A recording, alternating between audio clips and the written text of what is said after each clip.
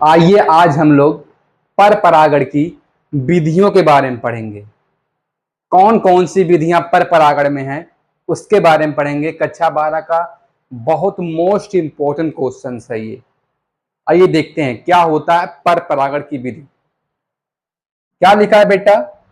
पर परागण की विधियां यानी मोड्स ऑफ पॉलिनेशन। कह रहे हैं जो परागकण होता है उसको मादा युग्मक के ऊपरी भाग वर्तिकाग्र तक पहुंचने के लिए 3 साधन चाहिए होते हैं। कौन से वो 3 साधन हैं? वो 3 साधन कौन से हैं? आइए देखते हैं। वायु है, जल है और जंतु है।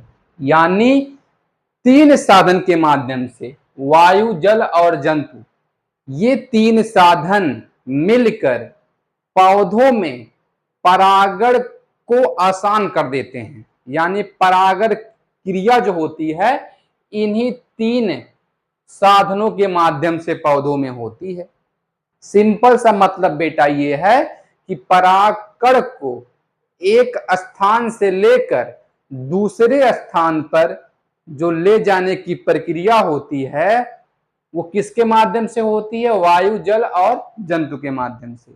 यानी ये सब परागकण को एक स्थान से लेकर दूसरे स्थान पर ले जाते हैं। यानी एक पुष्प से लेकर दूसरे पुष्प तक ले जाते हैं। एक पौधे के पुष्प से परागकण को लेकर हवा दूसरे पौधे के पुष्प तक परागकण को ले जाती है। जंतु भी परागकण को एक पौधे से लेकर दूसरे पौधे तक ले जाते हैं।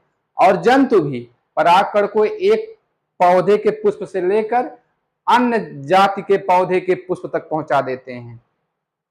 और जल भी, जल में जितने पौधे होते हैं, जो जल में पौधे होते हैं उनका भी परागकण जो होता है तो वहां से परागकण निकलता है और जल में तैर कर किसी अन्य पौधे के पुष्प में पहुंचा देता है। समझ रहे हैं ना? तो यानी 3 साधन की आवश्यकता होती है पर परागण की विधि को पढ़ने के लिए। यानी पौधों में पर परागण का माध्यम क्या होता है बेटा? वायु, जल और जंतु। इन्हीं 3 माध्यम के द्वारा पौधों में पर परागण की क्रिया हो सकती है। आइए कैसे देखते हैं। कह रहे हैं कि वायु परागण के बारे में बताइए। इसके बारे में बताइए क्या होता है वायु परागण, इसके बारे में समझाइए।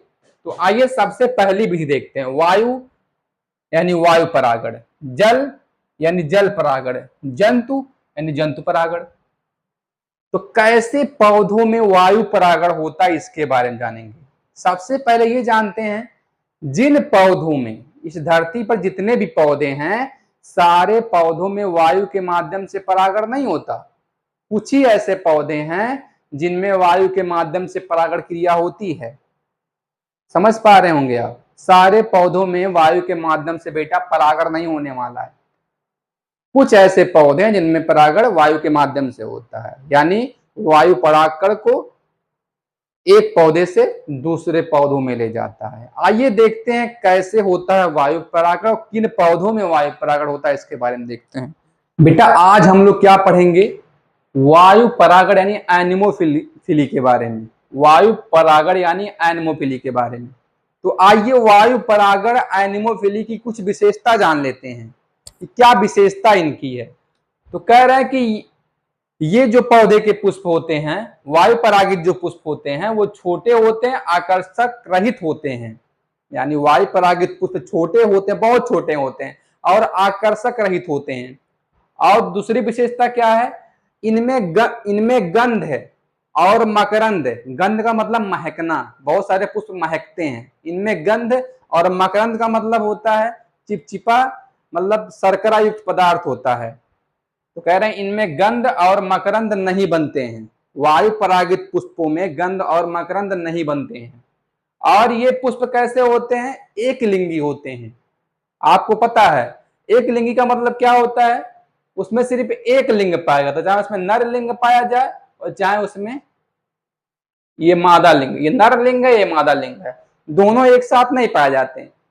ऐसे पुष्प जिसमें सिर्फ नर ही पाया जाए उसे एक लिंगी पुष्प कहते हैं। ऐसे पुष्प जिसमें सिर्फ मादा ही पाया जाए, नर ना पाया जाए, उसे भी एक लिंगी पुष्प कहते हैं। ऐसे पुष्प जिनमें नर और मादा दोनों पाए जाएं उसे द्विलिंगी पुष्प कहते हैं। देखिए जो पर परागण होता है अधिकांश एक लिंगी पौधों में ही होता है और जो स्वपरागण होता है अधिकांश द्विलिंगी पौधों में होता है। उनमें एक पुष्प में नर और मादा दोनों रहते हैं, तो वो स्वयं अपना स्व परागण कर लेते हैं क्योंकि उनमें नर और मादा दोनों एक ही पुष्प में रहते हैं।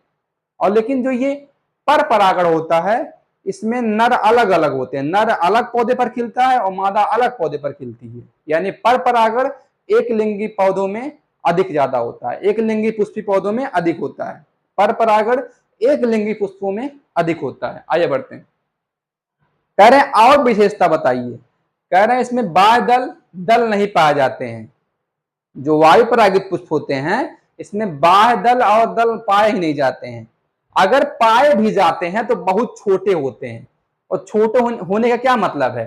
छोटे होने का यह मतलब होता है ताकि पराग कणों को वर्तिकाग्र तक पहुंचने में कोई बाधा ना डाले, क्योंकि भाई वायु परागण है तो मतलब वायु के माध्यम से परागकण उड़कर किसी पौधे पर जाता है, वायु के माध्यम से परागकण उड़कर किसी अन्य पौधे पर जाता है। तो अब उन पौधे के पुष्प में बाह्य दल और दल पाए जाएंगे, तो पता नहीं परागकण को वर्तिकाग्र पर जाने देंगे या नहीं जाने देंगे। बादल रहेंगे तो परागकण सिर्फ बादल पर आकर रुक जाएगा, वर्तिकाग्र पर पहुंच ही नहीं पाएगा।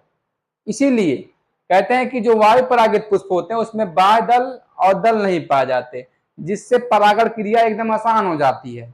यानी परागकण सीधे कहां पहुंच जाता है? जाके सीधे वर्तिकाग्र पे जाके पहुंच जाएगा। और अगर बाह्य दल और दल होंगे तो परागकण को वर्तिकाग्र पे पहुंचने में थोड़ी प्रॉब्लम होगी। आगे बढ़िए और विशेषता देखते हैं। कह रहे हैं इनका जो वायु परागित जो पुष्प होते हैं इनका परागकण छोटा हल्का होता है। हाँ, इनका परागकण काफी छोटा होता है। क्यों? क्योंकि इस परागकण को वायु उड़ाकर बहुत दूर लेकर जाने वाली है, इसलिए बहुत हल्का होता है। अगर गढ़ू रहेगा तो अगर वजन रहेगा तो कहां उड़ पाएगा? नहीं, उसको वायु नहीं उड़ा पाएगी। इसलिए बहुत जो वायु परागित पौधे होते हैं या पुष्प होते हैं वो परागकण को बहुत हल्का बनाते हैं ताकि वायु के माध्यम से वो परागकण उड़कर किसी अन्य पौधे पर पहुंच जाए। ठीक है, आगे बढ़िए।